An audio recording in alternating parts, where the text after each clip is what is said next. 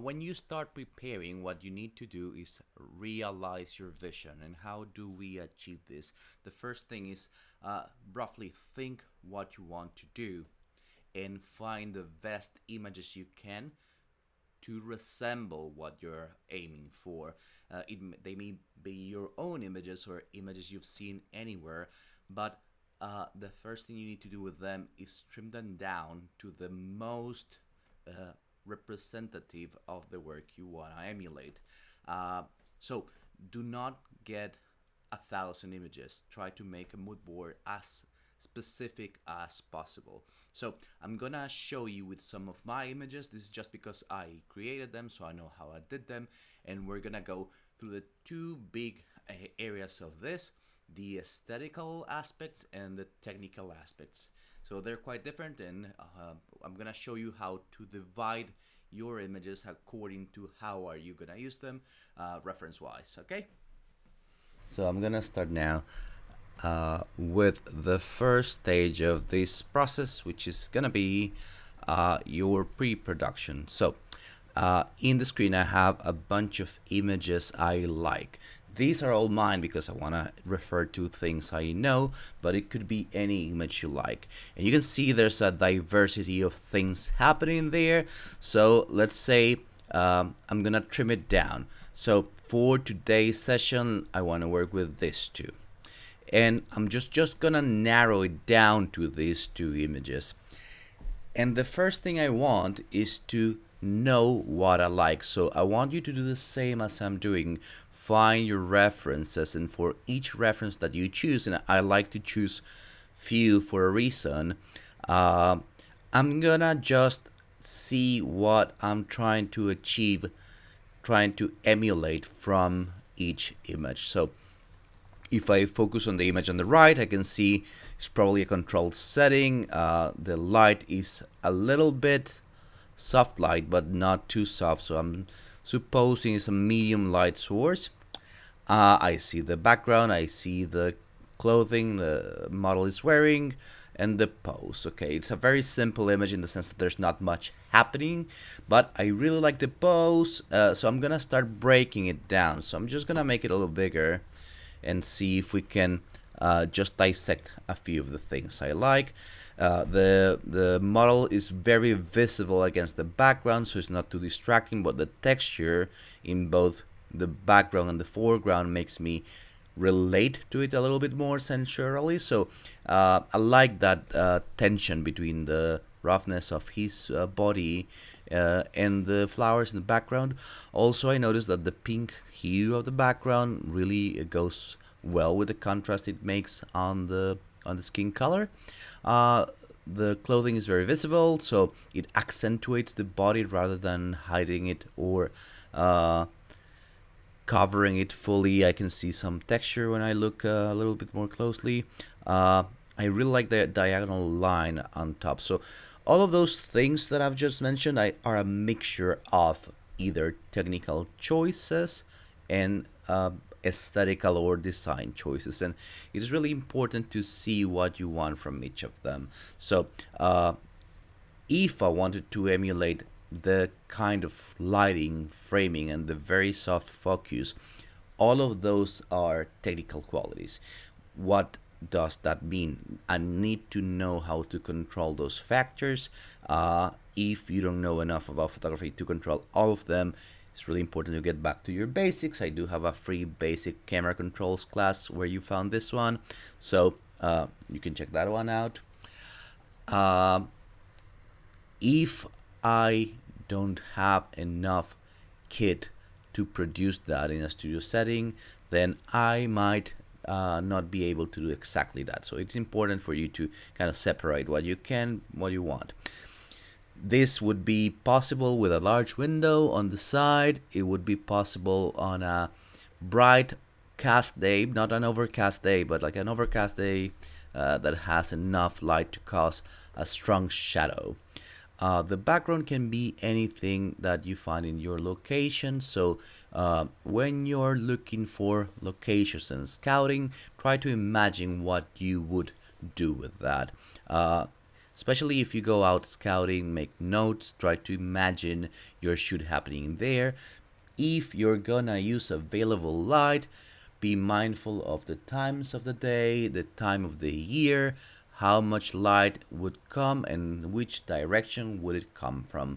So this is all based on this image. Um, so it is really important for you to keep an eye for desirable things. Maybe you're not crazy about this lighting. Maybe what you like is the pose. So what would you do with that? Make a note of a pose you like. It is asymmetrical, it is daunting, there's one foot slightly forward. Remember those things because you can communicate those things to a model or do them yourself if you're self shooting.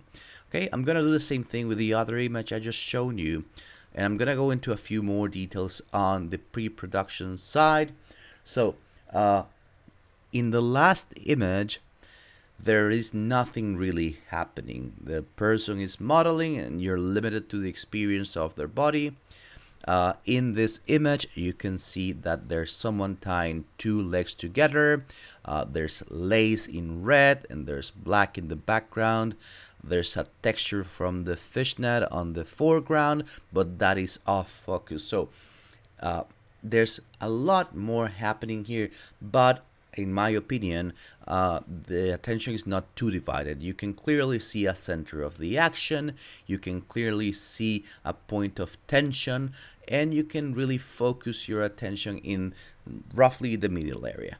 That means that it's constructed around that. It doesn't matter whether you like the image or not right now. What does matter is that you can see what you like about this one. So if it was me trying to construct a mood board, I would say, oh, I really like this red lace on top of this gray neutral surface.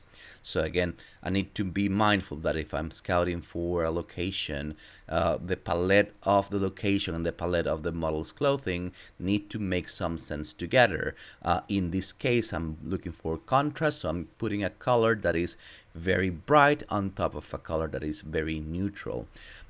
You'll notice that the person with the red lace is on the foreground, so there's more visual space dedicated to that, meaning that I have intentionally drawn your attention to the red bit first. One thing that is really important when you're trying to do something that has a erotical kind of intention is that 2D images are not very effective communicating all of the other senses. So you have to kind of proxy a way into the rest of the senses. There's a famous line by Bruce Gilden. He used to say that a good street photography you can smell. So with good erotic photography you can feel. There's a texture attached to the image. You can see that in the rope, you can see that in the lace. So two things about that. Make a note if you like those things, make a note if you're thinking lace or fishnet, and produce that. Bring that to the set, bring a few options, give it a try how it looks on this and that surface, and also be mindful of lighting. So when you are illuminating your scene, light will enhance or diminish texture in regard on how the direction is casting the shadow, which means that the rope will be a little more textury if it's casting shadow in the same direction as the threads. Same happens with the lace. If the lace is not lit in a little upwards or sideways position, then it might lose some of its texture. So be mindful, just explore your textures and try to produce them in a way that is communicated this sensorial aspect. You'll also notice that this is a crop shot. It's very tight in the framing. So again, if you like that about this image, then try to keep it in mind. Not all of your images have to be full body shots. Okay, so I'm just gonna do something a little more structured on another image. So I'm just gonna go to this next one. So again, if I have to describe the aesthetical aspects, I would say warm, I would say pink, I would say soft, elegant. All of those things are caused by the pose, by the model, by the color of the fabric, by the textures, not necessarily technical choices. Then you can see a light in the background. You can see a relatively shallow depth of field. The background is slightly off focus. You can see that there's a lot of mid-grade shadow, not very heavy shadow on top and on the foreground. So we can say confidently that it's exposed for the highlights. That's a technical term, but don't mind that too much. You can clearly see the light in the background is a little overlit, but it's still visible and is causing this atmospherical feel that is warming up the whole scene. So those are technical aspects. Again, if you look at this image and you have some expertise, you could say that it is likely that there's an external light source because we can see the face and we can see the bulb, the light in the background. I think it's a lamp. So that means that I added some extra light. When you see a scene, when you want to keep some light from the ambience, then you'll need to equalize it or match it with another light source. Okay, so again, do this with your references. List the technical data you can infer, list the aesthetical information you see, why you like them, and how you could approximate it. And again, you don't have to match it one to one. What you have to do is just come as close as possible to this. So, what do you absolutely need before shooting? You need to know what your gear can do. You need to know where you're shooting and what your light sources will be there. You need to know what accessories are you bringing and how are you going to combine them to enhance the scene. That can mean many things. You don't necessarily have to have a shot-by-shot list, although some people like having that. But it is very convenient to have, I would divide it by scenes. Like, this is gonna happen on this context with this clothing, with these accessories and this lighting. I like to think it as if I was doing a film cinematographically, and I could choose this and that and this and that, and go from scene and scene. And at the end of my shoot, I will produce 3 or 4 different fully separate scenes. Okay, I'm gonna go over this exercise with one more image. So this is a bit of a more complex set. The first thing you notice is that there's a light source that is blue, a light source that is reddish, a light source that is neutral. So that means that we at least have 3 lights on this set. Additionally, there's a lamp in the background that you can see. It's actually illuminating part of the scene, so that's a 4th light source. So this is a lot of very complicated lighting techniques, or at least way more complicated than just one available light. So if you look at this and you get too lost on the information I just gave you, it means that you don't have the kit.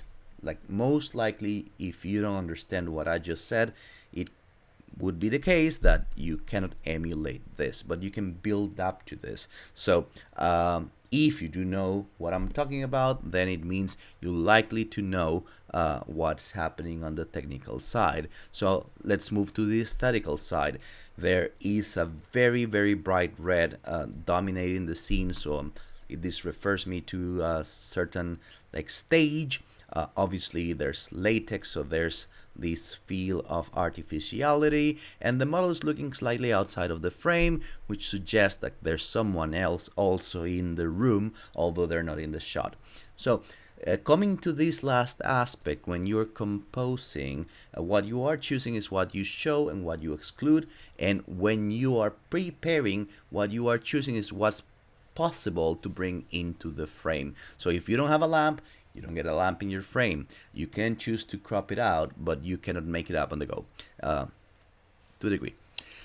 So coming back to the scene, when you're designing this, you are visually trying to make an sort of internal relationship between the pieces. So the lamp has its place, the face has its place, the lamp and the head are a little bit leaning towards the right side of my frame, but her eyesight leans me towards the left side of the frame. There's a certain symmetry between the bent elbow and the bent knee. One common rule when it comes to chopping off people's limbs is try to avoid cutting exactly at the joint. So, keeping all of that in mind, what I want you to really see is what she's looking at. And you could argue that that worked, that didn't. But again, the point I'm trying to make is how can I piggyback on this image to say, next time I have a model with a lamp and a couch and maybe sitting like this and that, I can play around with her side, with her nose inclination, and direct her to emulate some of like this. So, summarizing, preparing is trying to figure out what your vision is aesthetically. Am I going for the glammy model in the red lounge, or am I going for the rough but gentle sports person in the studio? Am I going for this gleeful light, or am I looking for something that is more noir, with intense shadows and an indication of a door on the far side? Because all of those things would require different gear, different planning, and different scouting. So once you have a vision, divide your vision into things you have to acquire, like props, locations, and things you already have in your kit. Try to make your kit work for you. Really know what you have, what you require, and how everything works. It's not a uncommon practice for people to uh, double and triple check their kit the night before. I try to charge all my batteries with sufficient time and spare. Everything that you can double, having two of everything you can, is useful so you don't run out of it, etc. Uh, and keep in mind what you want to achieve. Keep in mind that if you are trying to go for the dynamic look, then you will be prioritizing like exaggerated limb movement. You will be prioritizing flowy fabrics or sports gear.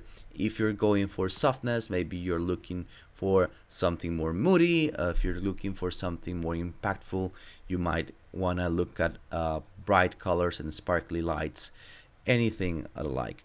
But the point I'm trying to make is that the key to a good mood board is just trying to make as operational your prompts. So, do I need rope? Okay, what color of rope do I have? What does the model look like? What does the location look like? How many sets can I produce in this location? What's gonna be my light source for all those situations? And what's the gear I count with? So, basically, if you can answer all of those questions with just a few of your images, you already will be halfway into producing your shot.